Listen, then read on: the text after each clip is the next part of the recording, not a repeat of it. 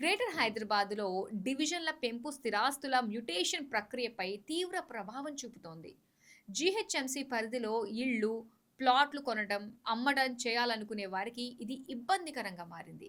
GHMC డివిజన్ల పునర్విభజనలో property mutation ప్రక్రియ దాదాపు నిలిచిపోయింది. దీనివల్ల గృహ రుణాలు ఆగిపోయి, అమ్మకాలు స్తంభించాయని రియల్ రంగ వర్గాలు చెబుతున్నాయి. జీహెచ్ఎంసీ డివిజన్ల పునర్విభజన తరువాత నగరంలో సుమారు 5,00,000 ఇళ్లు, స్థలాలకు సరిహద్దులు మారిపోయాయి. అయితే దీనికి తగ్గట్టుగా ఆస్తి రికార్డులను బదిలీ చేయలేదు. డివిజన్ల పునర్విభజన తరువాత సర్వర్లలో డివిజన్ల పేర్లు, కోడ్లు మారుతుండటంతో మ్యూటేషన్ ప్రక్రియ ఆగిపోయింది. జీహెచ్ఎంసీలో నిలిచిపోయిన ప్రాపర్టీ మ్యూటేషన్ ప్రక్రియ డివిజన్ల పునర్విభజనతో 250 డివిజన్లకు కొత్త హద్దులు, ఆన్లైన్లో ఆస్తి రికార్డులు బదిలీ కాకపోవడంతో సమస్య. హైదరాబాద్ మహానగరంలో ఇళ్లు, ప్లాట్ల కొనుగోళ్లలో కొత్త సమస్యలు తెరమీదకు వస్తున్నాయి. తాజాగా తెలంగాణ ప్రభుత్వం హైదరాబాద్ మహానగర పరిపాలనా సౌలభ్యం కోసం డివిజన్ల పునర్విభజన చేసింది. ఇప్పుడు ఇదే నగరవాసులకు పెద్ద తలనొప్పిగా మారింది. ఇళ్లు, ప్లాట్ల కొనుగోలు, అమ్మకాలపై ఇది తీవ్ర ప్రభావం చూపుతోంది.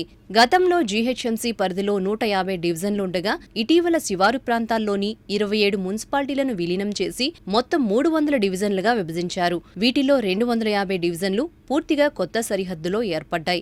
ఈ మార్పుల వల్ల అనేక కాలనీలు, బస్తీలు ఒక డివిజన్ నుంచి మరో డివిజన్కు మారిపోయాయి. ఇలా కొత్త సరిహద్దులు ఏర్పడిన ఇళ్లు, స్థలాలు సుమారు 5 లక్షల వరకు ఉండొచ్చని అధికారులు అంచనా వేస్తున్నారు. కొత్త డివిజన్ల ప్రకారం అధికారులు కొత్త మ్యాప్లు రూపొందించినా దానికి తగ్గట్టుగా ఆస్తి రికార్డులను ఆన్లైన్లో బదిలీ చేయకపోవడమే ప్రస్తుత సమస్యకు అసలు కారణమని తెలుస్తోంది.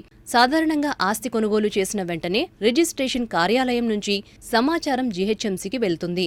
ఆ తర్వాత ఆటోమేటిక్గా పాత యజమాని పేరు స్థానంలో కొత్తవారి పేరు మీద ఇంటి నెంబర్ జనరేట్ అవుతుంది. ఇదే సమయంలో ఆస్తి పన్ను సైతం బదిలీ అవుతుంది. కానీ డివిజన్ల పునర్విభజన కారణంగా సర్వర్లలో డివిజన్ల పేర్లు, కోడ్లు మారుతుండటంతో మ్యూటేషన్ ప్రక్రియ ఆగిపోయింది. మ్యూటేషన్ సర్టిఫికెట్ ఉంటేనే బ్యాంకులు హోమ్ లోన్ మంజూరు చేస్తాయి. అది రాకపోవడంతో హైదరాబాద్లో చాలా వరకు రుణాలు ఆగిపోయి అమ్మకాలు నిలిచిపోతున్నాయి.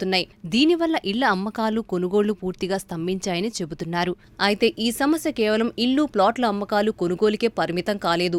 కొత్త ఇంటి నంబర్, బర్త్, డెత్ సర్టిఫికెట్లు, నిర్మాణ అనుమతులు వంటి సేవల్లో తీవ్ర ఆలస్యం జరగటం మాత్రమే కాక ఒక్క ఆఫీసులో పూర్తయ్యే పనుల కోసం ఇప్పుడు పాత, కొత్త డివిజన్ ఆఫీసుల చుట్టూ తిరగాల్సి వస్తోందని చాలా మంది వాపోతున్నారు.